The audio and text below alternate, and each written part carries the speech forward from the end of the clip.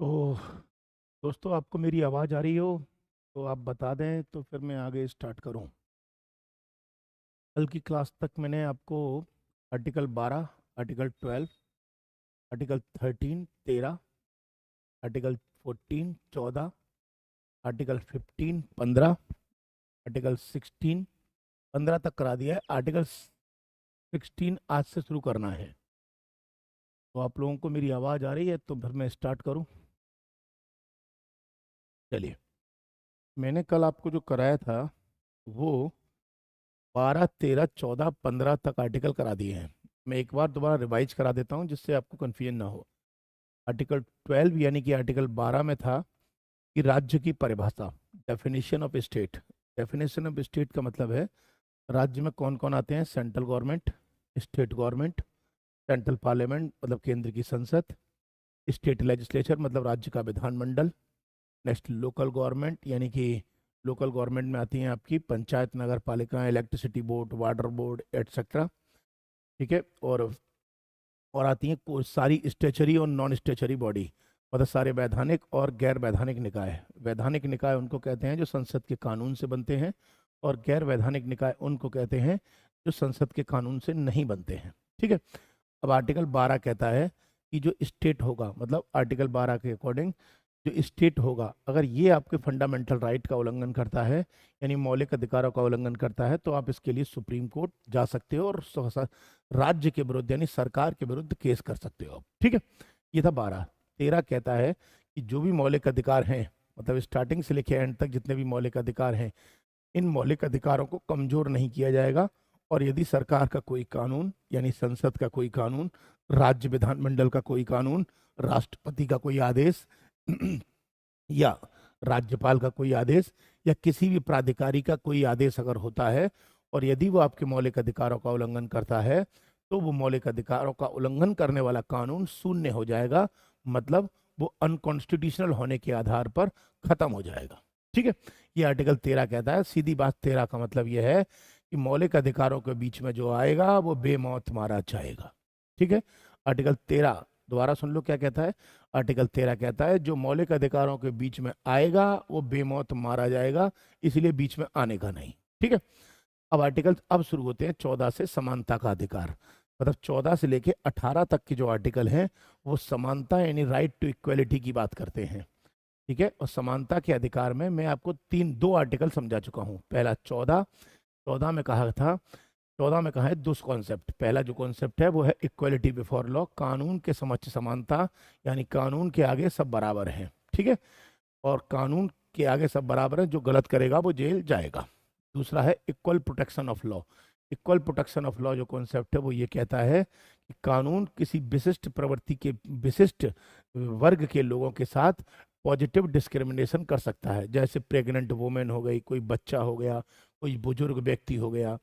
तो ये जो आर्टिकल 14 है इसमें दो कॉन्सेप्ट हैं। पहला है इक्वलिटी बिफोर लॉ, कानून के समक्ष समानता। दूसरा है इक्वल प्रोटेक्शन ऑफ लॉ, कानून का समान संरक्षण। ठीक है। जो इक्वलिटी बिफोर लॉ है ये हमने ब्रिटेन से लिया है, और जो इक्वल प्रोटेक्शन ऑफ लॉ है ये हमने अमेरिका से लिया है। इक्वलिटी बिफोर लॉ जो है ये एक नेगेटिव कॉन्सेप्ट है, और equal protection law of law जो है वो एक पॉजिटिव कॉन्सेप्ट है। ठीक है। ये था आर्टिकल 14। फिर आर्टिकल 15 आता है, और 15 में कहा है कि सरकार और प्राइवेट किसी भी व्यक्ति के साथ निम्न 5 आधारों पर भेदभाव नहीं करेगी।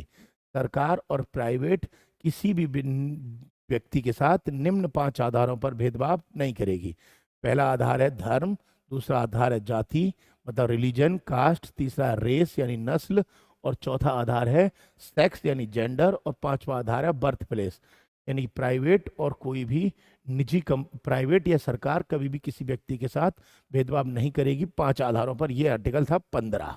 ठीक है। लेकिन इसमें ध्यान रखिएगा कि नागरिकों के साथ भेदभाव नहीं करेगी, फॉरनर्स के साथ हम कर सकते हैं। ठीक है। अब बात करते हैं आर्टिकल 16 से। तो 16 मैं कल 15 तक समझा चुका हूं, 16 वाला आ जाओ।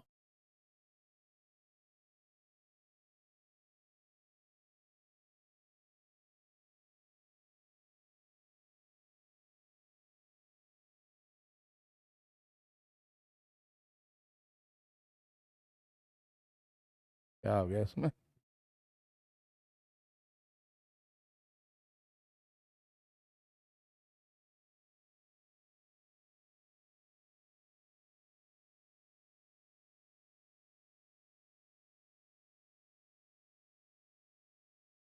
क्यों नहीं खुल?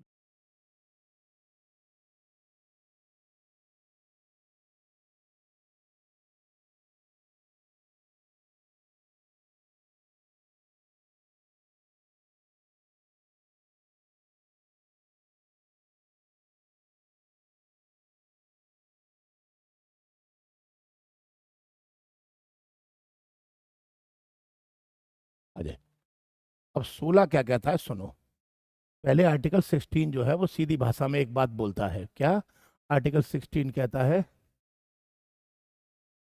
आर्टिकल 16 कहता है equality of opportunity in public employment.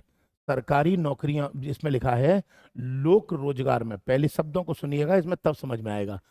Equality of opportunity in public employment मतलब लोक रोजगार। इसका मतलब ये हो गया लोक रोजगार। लोक रोजगार का मतलब है सरकारी नौकरियां।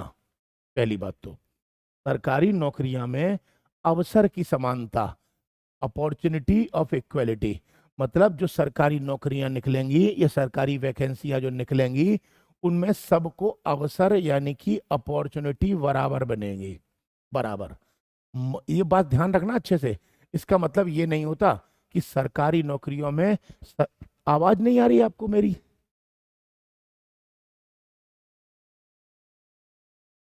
ये आवाज आ रही है नहीं आ रही है? बच्चा बोल रहा है कोई, ये किसमें, एक बार बताइए जरा।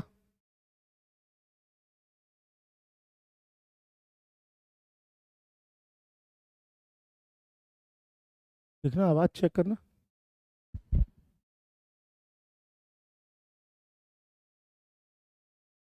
आ रही है? ये आवाज बहुत कम आ रही है बोले।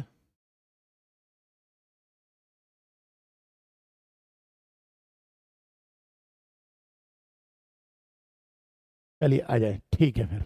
देखिए, अब दोबारा सुनो। आर्टिकल 16 कहता है कि लोक रोजगार में अवसर की समानता। पहले एक एक करके समझना है इसको। इसमें है लोक रोजगार। लोक रोजगार का मतलब होता है सरकारी नौकरियां। लोक का मतलब है गवर्नमेंट, और एम्प्लॉय का मतलब है रोजगार। ये सरकार का जो रोजगार निकलेगा उसमें सबको अवसर समान मिलेंगे। इसका मतलब ये नहीं हुआ कि 3 अटेम्प्ट मिलेंगे, 4 अटेम्प्ट मिलेंगे, ये नहीं। इसका मतलब है सरकारी वैकेंसियां जो निकलेंगी वो सभी को बता के भरी जाएंगी, मतलब सभी को अनाउंस करके भरी जाएंगी। इसका मतलब ये हुआ, फॉर एग्जाम्पल, मान लो किसी नगर निगम में एक क्लर्क की वैकेंसी निकली, तो क्लर्क की वैकेंसी भी जो निकलेगी वो जनता को बता के भरी जाएगी कि क्लर्क की वैकेंसी निकली है। ऐसा नहीं है कि सरकार ने चोरी चोरी चुपके चुपके भर्ती कर ली। पता चला 1,500 आईएएस की वैकेंसी निकली, मान लो आईएएस के एग्जाम में 1,000 वैकेंसी निकली और सरकार ने 1,000 वैकेंसी चोरी चोरी भर ली। इसका मतलब ये है, ठीक है, सरकार को जब भी वैकेंसी निकलेगी तो जनता को बताना पड़ेगा।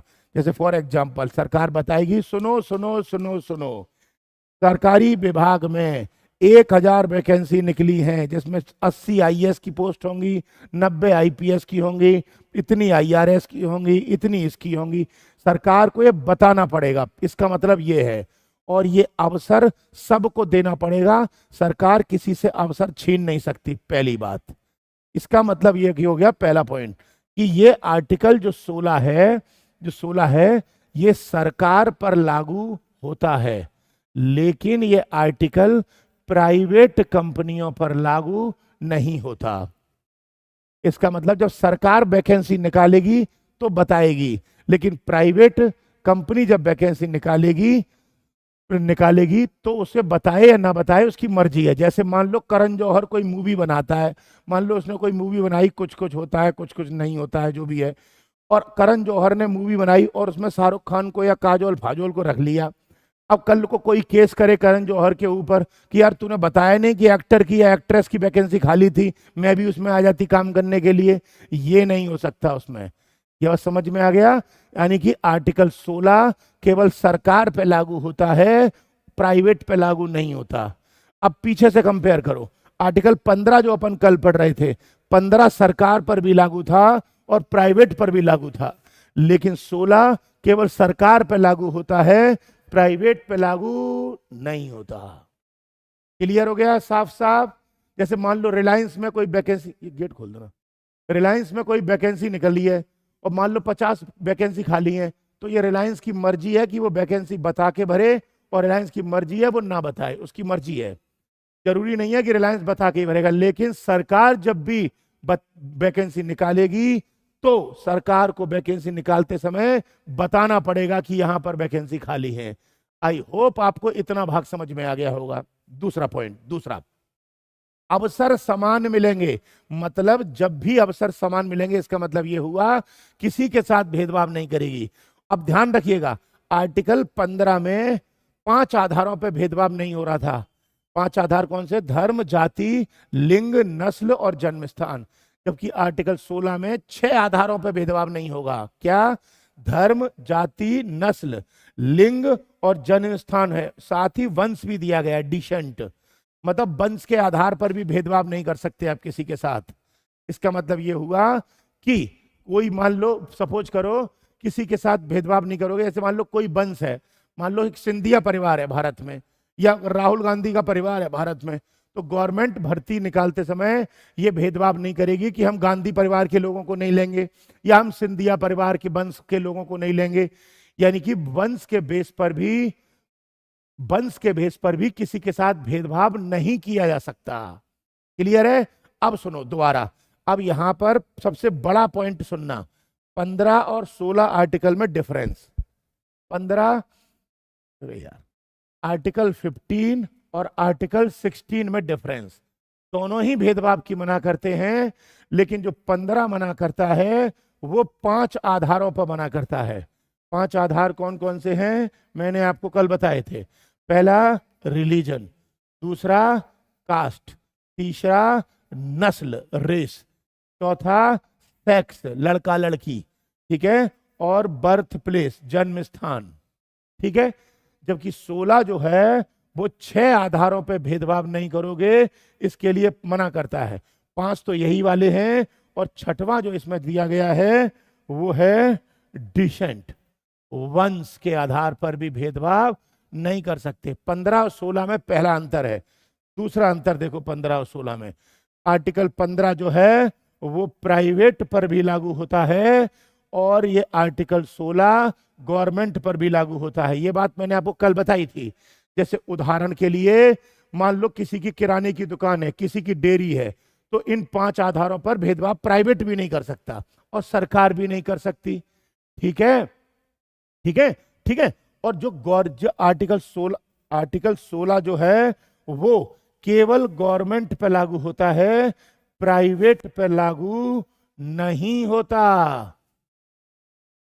मतलब आर्टिकल 16 सिर्फ गवर्नमेंट पर लागू होगा। गवर्नमेंट भर्ती निकालते समय भेदभाव नहीं करेगी, लेकिन प्राइवेट भर्ती निकालते समय भेदभाव कर सकता है।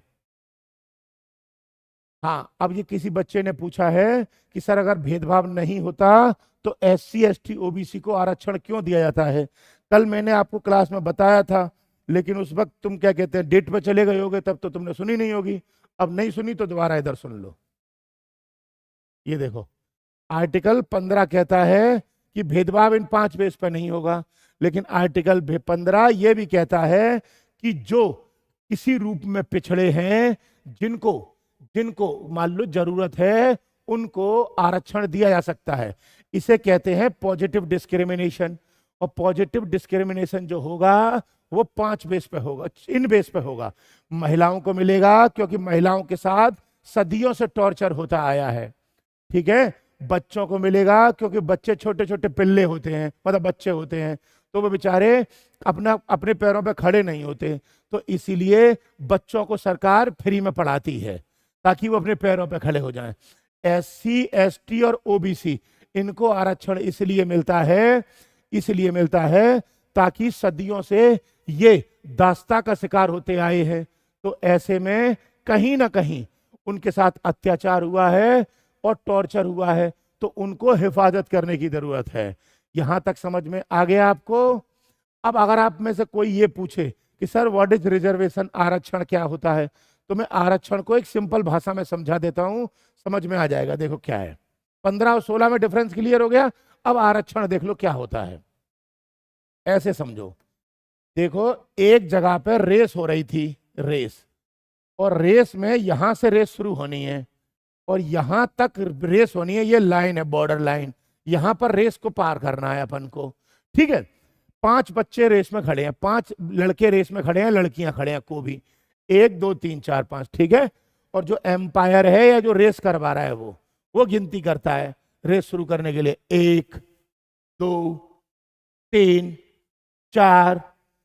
अब जैसे ही वो 4 5 तक गिनती करता है तभी एक लड़का इसमें से बोलता है, ये वाला, कि सर एक प्रॉब्लम है। वो कहते हैं क्या प्रॉब्लम है? सर इन भैया के 2 पैर हैं और 2 ही हाथ हैं। इन भैया के भी 2 पैर हैं और 2 ही हाथ हैं। इनके भी 2 पैर हैं और 2 ही हाथ हैं। इनके भी 2 पैर हैं और 2 ही हाथ हैं। लेकिन सर मैं ऐसा हूं, मेरे एक हाथ नहीं है और एक पैर भी नहीं है। मेरा बचपन में पैर कट गया था, तो सर मैं तो इन चारों की तरह भाग ही नहीं पाऊंगा। तो जो जो एम्पायर था या जो टीचर था, उन्होंने कहा ठीक है, सबके 2 2 पैर हैं, तुम अकेले हो जिसके केवल एक ही पैर है। तो तुम्हारे लिए ये जो रेस शुरू होगी वो यहां से शुरू होगी, यहां से। यानी कि ये जो 4 भागेंगे वो यहां से भागेंगे और ये यहां से भाग के इस लाइन को पार करेगा और जो पहले पहुंच जाएगा वो रेस जीत जाएगा। इसे कहते हैं आरक्षण, ये है रिजर्वेशन। आई होप आपको रिजर्वेशन समझ में आ गया होगा। ये हमेशा याद रखना, रिजर्वेशन में किसी को गिराया नहीं जाता, रिजर्वेशन में जो पीछे रह जाते हैं उनको उठाया जाता है। इसीलिए रिजर्वेशन को पॉजिटिव डिस्क्रिमिनेशन कहते हैं, हिंदी में सकारात्मक भेदभाव कहते हैं। ठीक है, यहां तक। अब आगे सुनो, आगे की बात। देखिए मैं यहां पर सारे आर्टिकल आपको लिखवा रहा हूं, सॉरी समझा रहा हूं, लिखवा नहीं रहा। एक बच्चा इसमें पूछ रहा है सर आप पिल्ले क्यों कहते हो? अरे एक्चुअली चक्कर क्या है, देखो भाई मैं पिल्ले विल्ले नहीं कहता। होता क्या है आप भी जानते हो, पढ़ाई ना एक बोझ नहीं होना चाहिए। पढ़ाई को एंटरटेनमेंट करना चाहिए, मनोरंजन के साथ पढ़ना चाहिए। अगर पढ़ाई को आप बोझ समझोगे तो मैं आपको पढ़ा नहीं पाऊंगा, आप मुझसे पढ़ नहीं पाओगे। इसीलिए मैं बीच बीच में जानबूझ के आपको हंसाने के लिए, आपको एंटरटेन कराने के लिए कुछ ऐसे शब्द जानबूझ के बोलता हूं जिससे आपको क्लास में बोझ ना लगे, क्लास में बर्डन ना लगे। अगर क्लास या पढ़ाई बोझ बन गई तो आप पढ़ नहीं पाओगे, मैं पढ़ा नहीं पाऊंगा। ये तो मैं ऑनलाइन क्लास ले रहा हूँ, तो चूंकि मेरे सामने क्लास जो है सिर्फ पूरा रूम ही रूम है और तुम्हारे सामने कैमरा वैमरा है मेरे सामने, बस बच्चे तो सामने है नहीं है। इसलिए मैं इसमें फनी एग्जाम्पल कम प्रयोग करता हूँ। कभी आप मेरी रियल वाली क्लास में, ऑफलाइन क्लास में पढ़ेंगे ना, तो आप हंस के पागल हो जाओगे, पहला पॉइंट। दूसरा, सारे के सारे कॉन्सेप्ट माइंड में उतार दूंगा, क्योंकि जब सामने बच्चे होते हैं तो पढ़ाने में बहुत अच्छा आनंद आता है। अब चूंकि कैमरे में पढ़ाते समय हम भी थोड़ा बोझ में दबे होते हैं ना, इसलिए। ठीक है, दूसरी बात, मैं सारे के सारे टॉपिक इसमें समझा रहा हूं, आर्टिकल आपको लिखवा तो नहीं रहा, क्योंकि लिखवा ऑनलाइन में पाऊंगा नहीं। तो मैं अपनी क्लास में जो बैठ पढ़ाता हूं वो मैं लिखवाता हूं। तो आज मैं क्या करूंगा, जो मैंने लास्ट टाइम अपनी क्लास में जो फंडामेंटल राइट लिखवाए थे, उन फंडामेंटल राइट की पीडीएफ बनाकर मैं टेलीग्राम चैनल पर दिखा दूंगा। टेलीग्राम चैनल पर दिखा दूंगा, मतलब पीडीएफ भेज दूंगा। तो आप वहां से सैंपल ले लीजिएगा पीडीएफ का, और हिंदी इंग्लिश दोनों में भेजूंगा नोट्स। तो आप वहां से पीडीएफ के सैंपल ले लीजिएगा और उनको कॉपी कर लीजिएगा, और उससे फायदा ये होगा आपको अंदाजा लग जाएगा कि नोट्स कैसे बनाते हैं। ठीक है,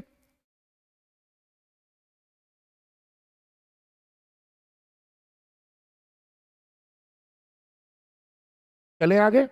15 16 तक समझ में आ गया हो तो आगे चलूं या किसी को कुछ पूछना है बताओ।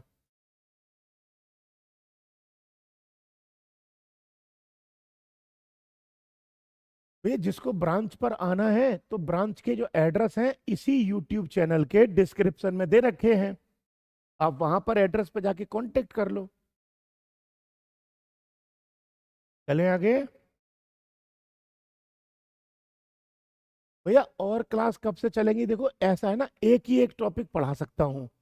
अभी क्या है, मैं पॉलिटी खत्म करूंगा पहले, फिर उसके बाद दूसरे टॉपिक धीरे धीरे स्टार्ट होंगे। एक साथ दो दो तीन तीन नहीं करा सकते ना। पहला तो टेक्निकल इश्यूज है, और दूसरा आपके ऊपर बर्डन पड़ेगा।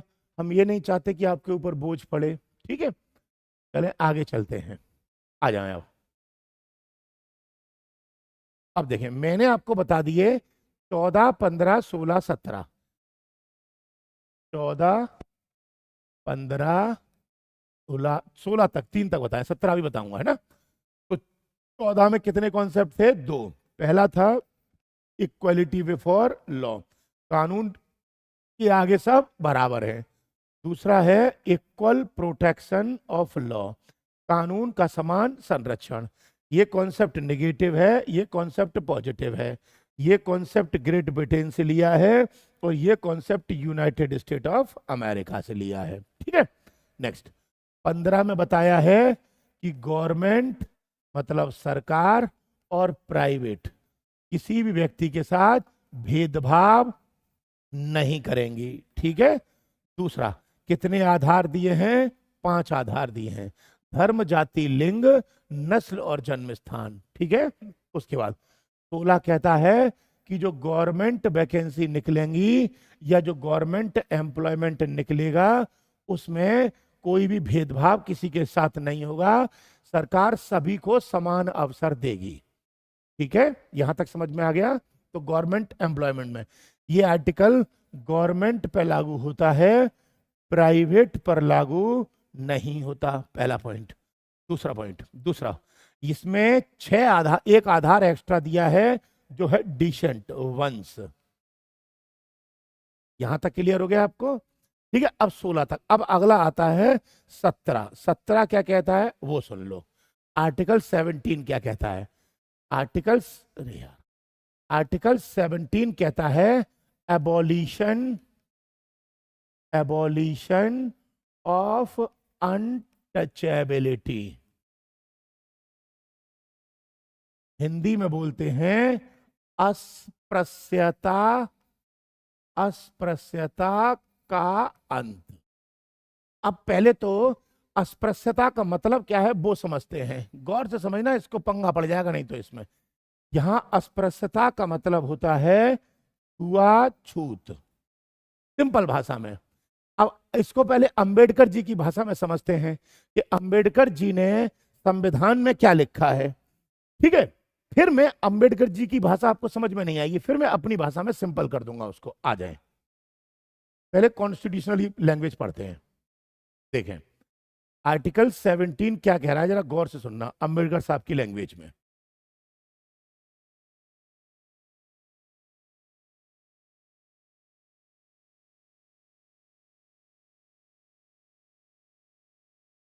सिर्फ इतना है आर्टिकल 17, इतना। इसको एक बार पढ़ देता हूं मैं जिससे आपको कंफ्यूजन ना हो। यहां से चलता है ये, यहां से, बस इतना है। अब इसको एक बार पढ़ता हूं हिंदी इंग्लिश दोनों में, अंबेडकर जी की लैंग्वेज में क्या लिखा है।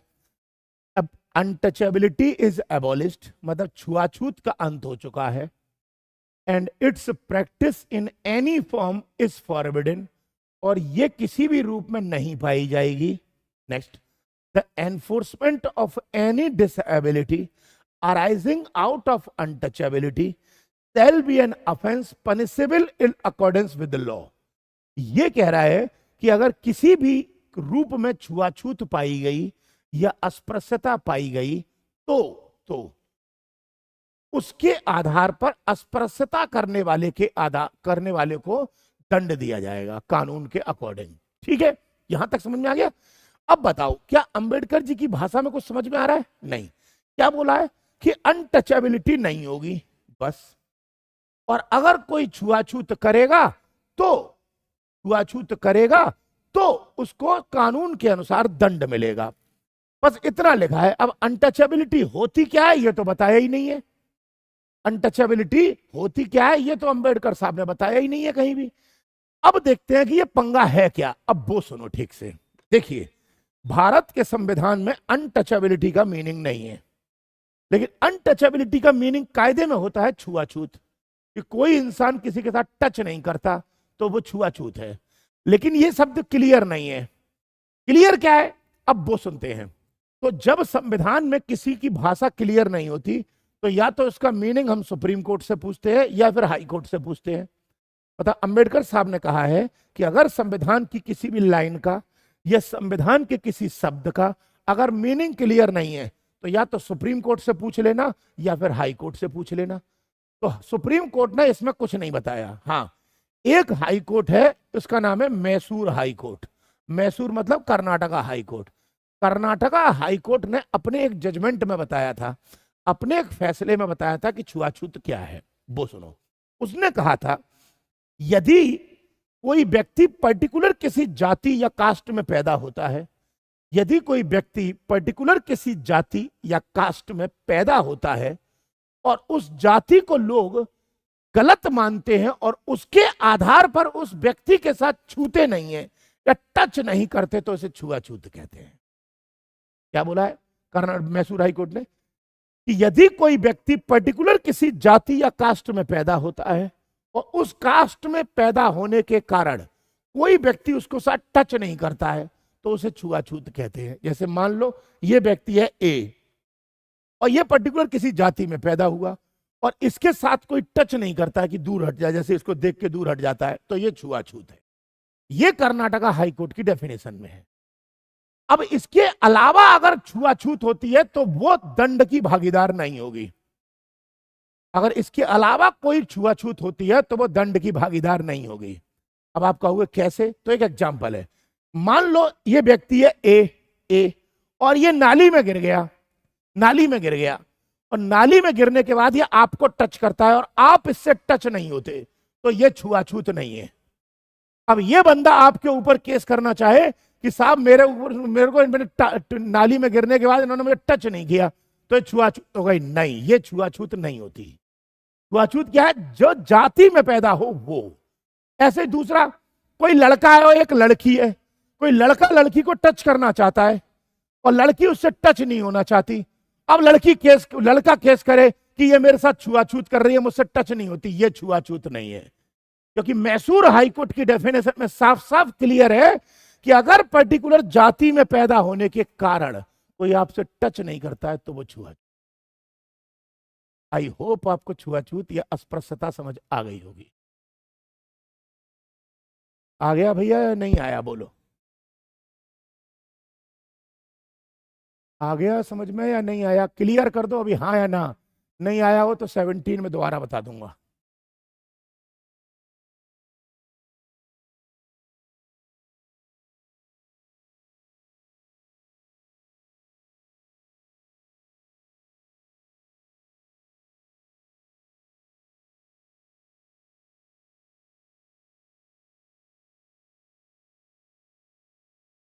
आ गया? एक बार फिर से बताऊं? अच्छा सुनो, चलो देखिए, संविधान की डेफिनेशन में वो अस्पृश्यता का मीनिंग क्लियर नहीं है कहीं पर भी। ठीक है, सिर्फ इतना बोला है संविधान के आर्टिकल 17 में कि अगर कहीं भी अनटचेबिलिटी पाई जाती है तो अनटचेबिलिटी करने वाले को दंड दिया जाएगा। ठीक है, क्लियर जाएगा, इतना लिखा है बस, और कुछ नहीं लिखा। और जब संविधान में कहीं पर भी कोई चीज क्लियर नहीं होती तो या तो हम उसका मीनिंग सुप्रीम कोर्ट से पूछते हैं या फिर उसका मीनिंग हम हाई कोर्ट से पूछते हैं। तो सुप्रीम कोर्ट से इसका मीनिंग आज तक किसी ने नहीं पूछा, लेकिन हाई कोर्ट है एक मैसूर हाई कोर्ट, कर्नाटका वाला हाई कोर्ट को मैसूर हाई कोर्ट कहते हैं। कर्नाटका का पहले नाम मैसूर था तो हाई कोर्ट का नाम वही चला आ रहा है अभी भी। मैसूर हाई कोर्ट ने इसकी डेफिनेशन में बताया है कि अगर कोई व्यक्ति पर्टिकुलर किसी कास्ट में पैदा हुआ और उस कास्ट में पैदा होने के कारण कोई उससे टच नहीं करता तो इसे छुआछूत कहते।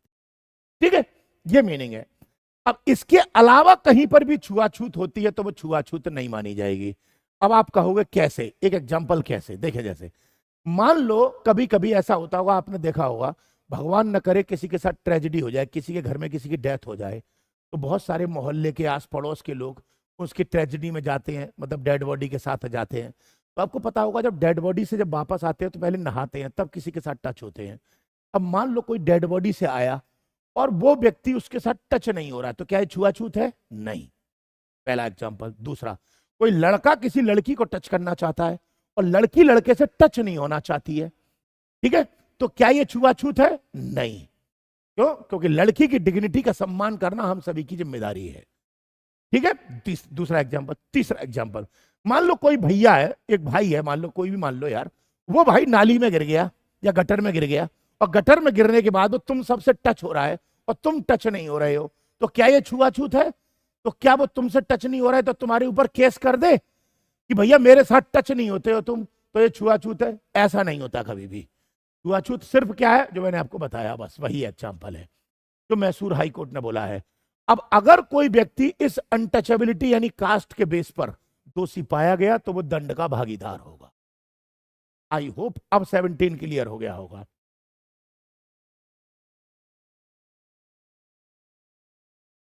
हाँ, अगर किसी व्यक्ति के घर, जाति के, पर्टिकुलर किसी जाति के व्यक्ति के घर खाना नहीं खाना, मतलब अगर वो जानबूझ के नहीं खाता है और ये साबित हो जाता है तो ये छुआछूत है। ध्यान रखिएगा, हाई कोर्ट, सुप्रीम कोर्ट के फैसले पूरे भारत में मान्य होते हैं, और हाई कोर्ट जो जजमेंट देता है उसे हम टिप्पणी के लिए पूरे भारत में मान सकते हैं। मतलब मान लो आप दिल्ली में रहने वाले हो या आप बिहार के रहने वाले हो, और कर्नाटका हाई कोर्ट का फैसला आया मैसूर हाई कोर्ट का, तो मैसूर हाई कोर्ट के फैसले को आप बिहार में भी मान्यता प्राप्त करवा सकते हो, टिप्पणी के रूप में रख सकते हो कि ऐसे ऐसे हाई कोर्ट का फैसला है, इसमें ये टिप्पणी दी गई है, तो वो भारत में माने जा सकते हैं। लेकिन ये नहीं है कि वो पूरे भारत में होते हैं। हाँ, हाई कोर्ट के संदर्भ में लिए आ सकते हैं, वो रेफरेंस के रूप में लिए आ सकते हैं। गलती से टच होने पर भी केस होगा? भैया गलती हो या नहीं हो इससे कोई फर्क नहीं पड़ता। मैं दूसरा एग्जांपल देता हूं आपको। चलो देखो, तुम डीएम के ऑफिस में जाओ, तो डीएम के ऑफिस में कुर्सियां पड़ी हैं 50, और 50 कुर्सियों पर सारे आदमी कुर्सियों पर बैठे हैं। तभी पर्टिकुलर एक जाति का बंदा आया, और जाति का बंदा आता है और डीएम उसको समझ जाता है कि ये पर्टिकुलर जाति का है। डीएम कहता है तुम नीचे बैठो। इसका मतलब डिस्ट्रिक्ट मजिस्ट्रेट ने अनटचेबिलिटी कर दी। अब डीएम के ऊपर केस चलेगा अनटचेबिलिटी का। लेकिन लेकिन अगर सारे व्यक्ति जमीन पे बैठे हैं तो केस नहीं चलेगा। लेकिन तुमने सबको कुर्सी पे बैठाया और एक बंदे को जमीन पे बैठाया, तो छुआछूत के बेस पर केस चलेगा। ये समझ में अब आ गया होगा? क्लियर हो गया? ये सेम वही कहानी हो गई, एक वही कहानी हो गई। मैं दोबारा भाषा में समझा देता हूं। मान लो आप किसी शादी में गए, और शादी में सभी के लिए खाने का अरेंजमेंट है, सभी के लिए खाने का अरेंजमेंट है, ठीक है। लेकिन वहीं पर पर्टिकुलर दो व्यक्ति आए, मान लो मैं ही आया, और मैं किसी पर्टिकुलर छोटी जाति में आता हूं या बड़ी जाति में आता हूं, मुझे नहीं पता छोटी बड़ी क्या होती है, मैं तो बता रहा हूं छुआछूत की परिभाषा क्या है, ठीक है। और मेरे से कोई शादी वाला कहता है ओ भाई तू इस जाति का है, तू नीचे जमीन पर बैठ के खाना खा, तो ये छुआछूत हो गई, ये अस्पृश्यता हो गई। ये समझ में आ गया? अब तो मतलब किसी के साथ किसी की जाति देख के गलत व्यवहार नहीं किया जाएगा। और एक बात बता दूं, मैं जो आर्टिकल पढ़ा रहा हूं वो समानता के अधिकार पढ़ा रहा हूं, यानी राइट टू इक्वलिटी पढ़ा रहा हूं, और राइट टू इक्वलिटी में अनटचेबिलिटी दिया गया है ताकि सारे व्यक्ति समान हो जाएं। क्लियर हो गया? चलें आगे, आगे शुरू करें। यहां तक अगर क्लियर हो गया हो तो 17 के बाद 18 आ जाते हैं फिर।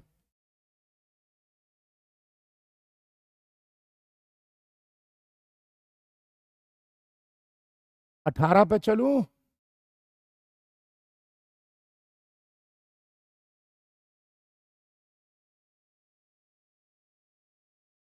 अब आ जाओ 18 पे, शुरू करते हैं 18। देखो 18 क्या कहता है, पहले तो अंबेडकर जी की भाषा में सुनते हैं, फिर मैं अपनी भाषा में समझा दूंगा आपको स्पष्ट रूप से। 18 कहता है एबॉलिशन ऑफ टाइटल। हिंदी में कहते हैं इसको कि उपाधियों का अंत। टाइटल को हिंदी में बोलते हैं उपाधियों का अंत, ठीक है। अब ये उपाधि क्या होती है वो सुनो। अब उपाधि क्या होती है पहले अंबेडकर जी की भाषा में समझते हैं। अंबेडकर जी ने सारी उपाधियों का अंत कर दिया, इसका मतलब क्या है वो सुनो। पहले क्या होता था, पहले अंग्रेजों के जमाने में उपाधियां दी जाती थी। उपाधियां जैसे महाराजा धीराज, महाराजा, सुल्तान, मिर्जा गालिब, ये ठीक है ना, या वजीर, इस तरीके की उपाधियां दी जाती थी। देखा होगा आपने, इतिहास में देखोगे बहुत सारे टाइटल मिले थे। तो अंबेडकर जी ने क्या किया, ये सारे टाइटल खत्म कर दिए। लेकिन ध्यान रखना, इसको बाहर करूं पहले,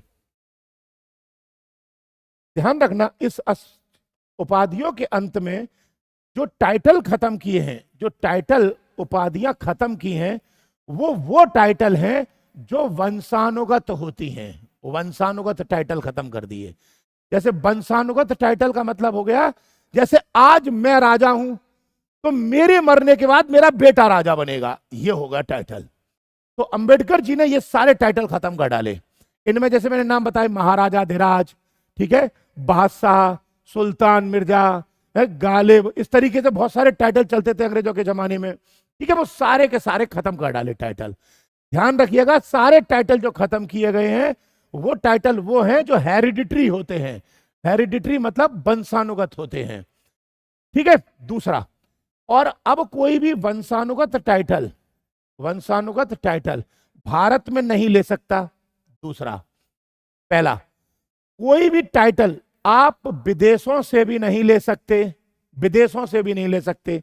जैसे मान लो एक लड़की है, मान लो, चलो कोई मान लो करीना कपूर, और करीना कपूर को पाकिस्तान ने टाइटल दे दिया रानी ये पाकिस्तान, ठीक है। अब ऐसे में करीना कपूर बिना राष्ट्रपति की मर्जी के पाकिस्तान से टाइटल नहीं ले सकती। अब आप कहोगे क्यों? क्योंकि अंबेडकर साहब ने यह कहा है कि अगर तुम विदेशों से टाइटल लोगे तो भारत में तुम्हारे साथ भेदभाव, भारत में तुम भेदभाव करोगे। अब आप कहोगे कैसे? जैसे एक एग्जांपल सुनते हैं, ये टाइटल खत्म क्यों हुए।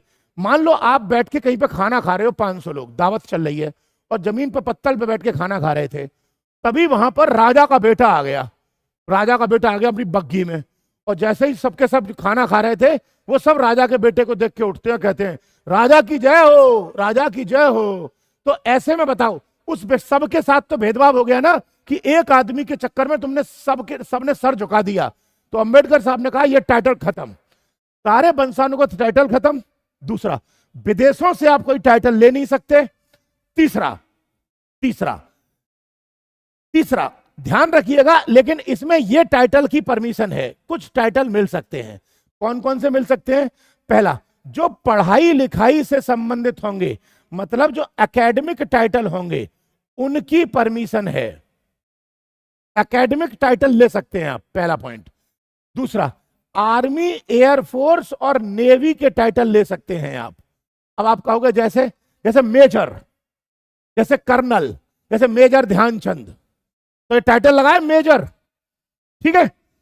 ऐसे ही पढ़ाई लिखाई के ले सकते हैं, जैसे तुमने एमबीबीएस कर लिया तो तुम लिख लो डॉक्टर तूफान सिंह, या मान लो किसी ने एलएलबी कर लिया तो वो अपने नाम के आगे लिख ले एडवोकेट पिल्ला सिंह या राम सिंह, इस तरीके से कुछ भी नाम हो सकता है आपका।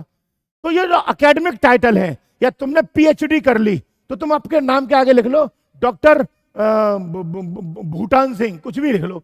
तो ये जो टाइटल है जो एकेडमिक है और जो मिलिट्री से रिलेटेड है, उनकी परमिशन है। ध्यान रखिएगा, वंशानुगत टाइटल और विदेशों से कोई टाइटल आप नहीं ले सकते हो। और ये खत्म क्यों किए गए टाइटल? ताकि आपके साथ समानता लाई जा सके। इतिहास में पढ़ो, एक वो है, क्या नाम है, शासक नाम है गयासुद्दीन बलबन। गयासुद्दीन बलबन ने क्या कहते हैं, एक टाइटल रखा था। क्या था? गयासुद्दीन बलबन ने कहा था जिल्ले इलाही, अपना टाइटल रखा था। और वो कहता था जब भी मुझसे तुम लोग मिलने आओगे तो मेरे पैरों को चूमोगे, सजदा करोगे और पाबोस करोगे। मतलब सजदा का मतलब है ऐसे करो, ठीक है। दूसरा, सजदा का मतलब है सिर झुकाओ, और पाबोस का मतलब है बलबन के पैरों की चुम्मी लोग ऐसे करके। तो ये तो भेदभाव हो गया ना, कि आम आदमी जो है, आम आदमी किसी एक व्यक्ति के पैर चूम रहा है। तो अंबेडकर साहब ने ये सब टाइटल इसीलिए खत्म कर दिए कि सारे के सारे व्यक्ति बराबर हैं। विदेशी टाइटल का मतलब है भैया, आप विदेशों से कोई टाइटल नहीं ले सकते। मान लो तुम्हारा नाम क्या है, एजुकेशन पी, ये कोई नाम है? एजुकेशन पी, एजुकेशन भी लिखा है, ऊपर पी भी लिखा है।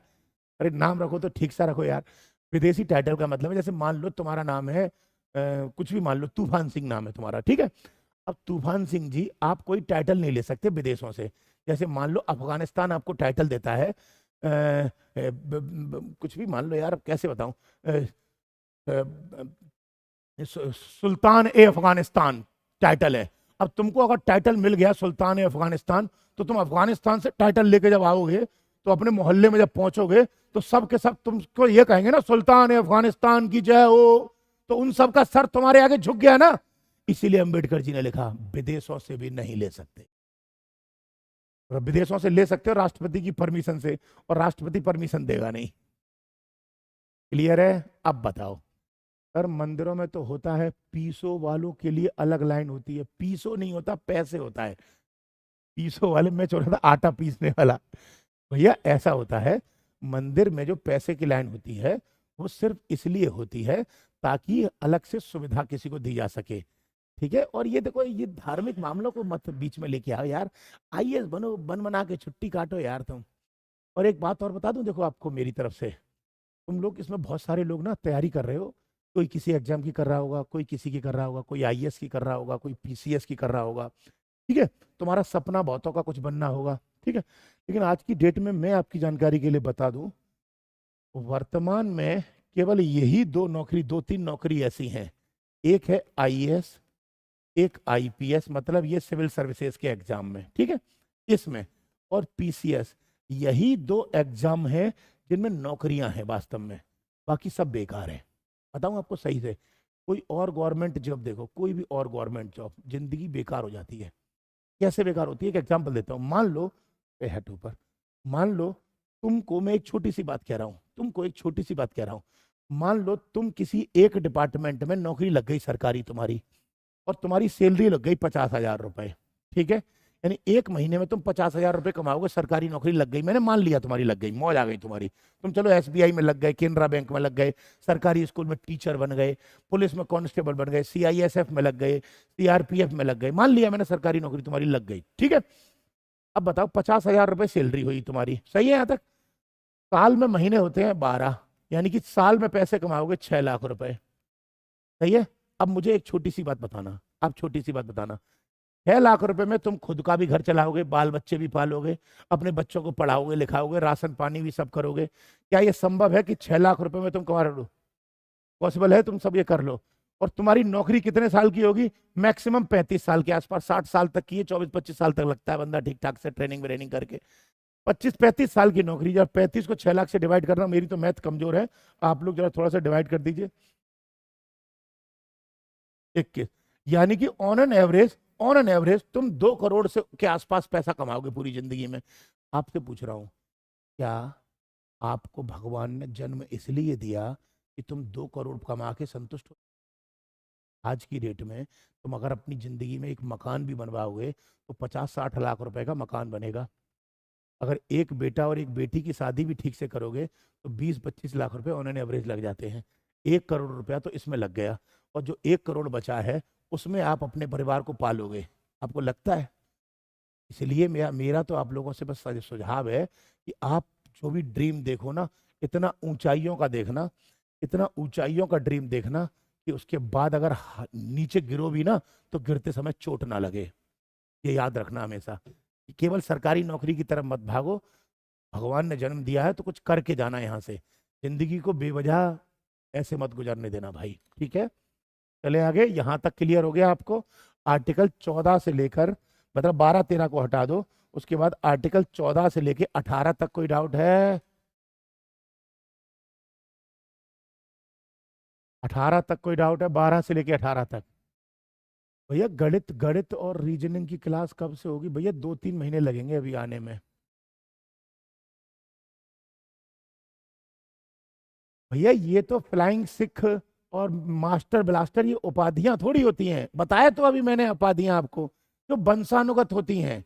ये मास्टर ब्लास्टर सचिन तेंदुलकर जी को बोलते हैं, क्या ये वंशानुगत है? क्या मास्टर ब्लास्टर सचिन तेंदुलकर के पापा को भी बोलते थे?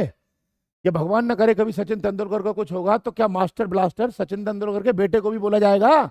नहीं ना। तो भी तो बोला मैंने, वो उपाधियां जो वंशानुगत होती हैं। ये जो उपाधि है ये तो सचिन तेंदुलकर ने खुद कमाई है, उपाधि नहीं है ये तो सम्मान में लोग बोलते हैं सचिन तेंदुलकर को मास्टर ब्लास्टर। ये उपाधि थोड़ी है कोई। आप भी कुछ सम्मानित काम करो, कुछ अच्छा काम कर लो आप, अच्छा ठीक है, तो आपको भी बोल देंगे। मान लो अच्छी फाइट करोगे तो आपको भी बोल देंगे फाइटर, ठीक है? तो ये कोई उपाधियां थोड़ी होती हैं। चलें आगे यहां तक, इसमें कोई डाउट है? अब बताइए, 12, 13, 14, 15, 16, 17, 18 में कोई कंफ्यूजन है किसी को? यस और नो? ये कौन है सर, एक बार मेरा रिप्लाई कर दीजिए। आर्टिकल 17 के तहत ऊपर करना भैया कमेंट, क्या है ये? आर्टिकल 17 के तहत अस्पष्टता का अंत कर दिया गया है जाति धर्म लिंग के आधार पर, फिर क्यों? यह लोग गांव में भी अभी छुआछूत को मानते हैं, प्लीज रिप्लाई में। देखो भैया, संवैधानिक रूप से तो ये कॉन्स्टिट्यूशनली तो खत्म है, लेकिन प्रैक्टिकली अभी भी भारत में बहुत सारी बुराइयां हैं। वैसे संवैधानिक रूप से तो गलत काम सब खत्म हो चुके हैं, लेकिन आज भी इंडिया में गरी गरी में करप्शन है कि नहीं है? तो प्रैक्टिकल और थ्योरेटिकल चीजों में अंतर होता है। ठीक है। हाँ, प्रैक्टिकली मैं मानता हूँ आज भी ये समस्याएं हैं। यहाँ तक कोई डाउट है आपको? चले। अब देखो, मैंने आपको कितने आर्टिकल बता दिए? 14, मतलब 12 13 तो बता ही दिए। 12 13 के बाद 14 15 16 17 18 तक बता चुका। इतने तक में सारा चीजें क्लियर है। मतलब समानता के अधिकार हो गए खत्म। समानता के अधिकार कितने थे? राइट टू इक्वेलिटी कितने थे? 5। ठीक है। 14 15 16 17 18। अब एक बार दोबारा याद करो, पीछे से करते हैं, पीछे से, आगे से तो याद हो ही गया होगा, पीछे से करो। 18 में क्या है? टाइटल, उपाधियों का अंत। ठीक है। ये क्या हो गई? खत्म, उपाधियां खत्म हो गई सारी। ठीक है। और फिर 17 क्या था? अस्पृश्यता का अंत। अस्पृश्यता मतलब अनटचेबिलिटी। ये क्या हो गया? खत्म, अस्पृश्यता भी। 16 क्या कहता है? गवर्नमेंट जो जॉब या वैकेंसी निकलेगी उसमें सरकार भेदभाव नहीं करेगी। केवल कौन नहीं करेगी? सरकार नहीं करेगी, प्राइवेट कर सकता है। प्राइवेट भेदभाव कर सकता है, ये तो समझ में आ गया होगा ना। नेक्स्ट, 15 क्या कहता है? ना ही गवर्नमेंट और ना ही कोई प्राइवेट कंपनी किसी के साथ भेदभाव नहीं कर सकती। यहां पर एक बात ध्यान रखिएगा, आप किसी के साथ भेदभाव नहीं करोगे, लेकिन जैसे मैंने बोला था, लिंग के आधार पर, इधर इधर ऐसा समझो। जैसे देखो यहां पर बोला था कि, अरे यार, 5 बेस पर कोई भेदभाव नहीं कर सकते। 5 बेस, पहला क्या था? धर्म। दूसरा क्या था?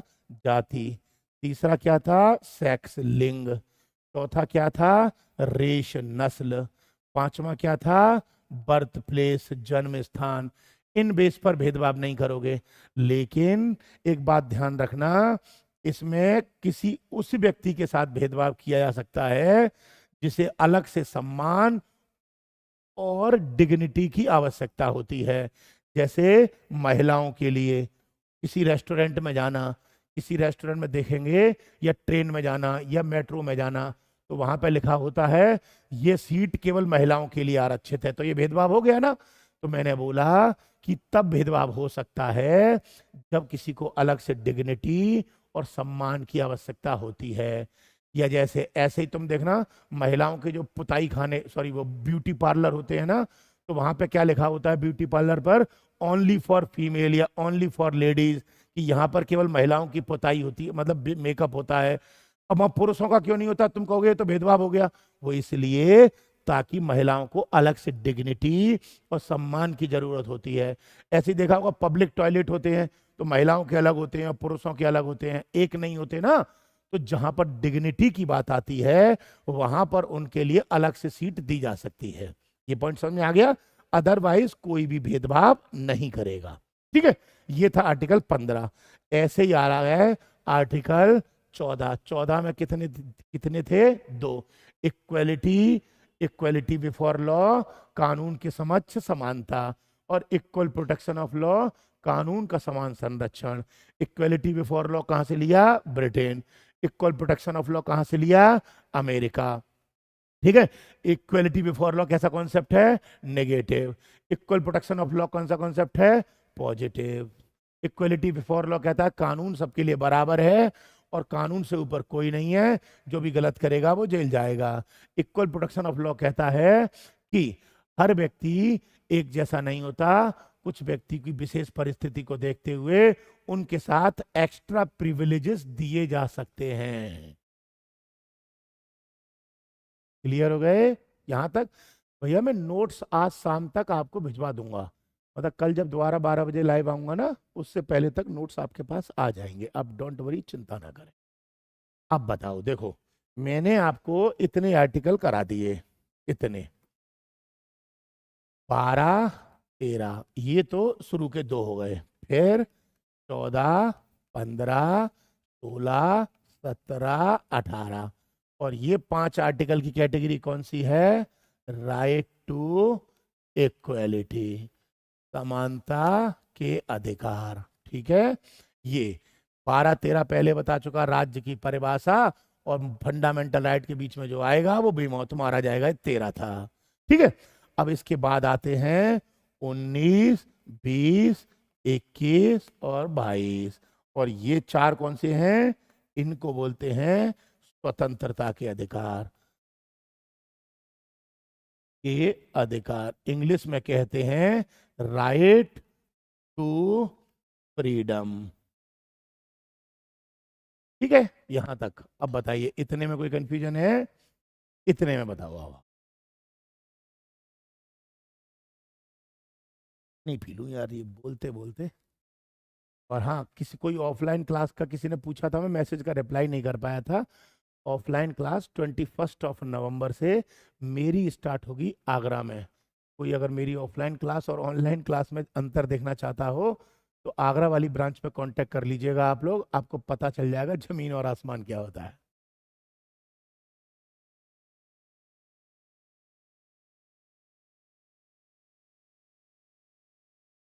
और हाँ, एक बात और बता दूं आपको, मैं जो ऑनलाइन में क्लास एक एक घंटे की लेता हूँ ना, इसके दो दो कारण हैं।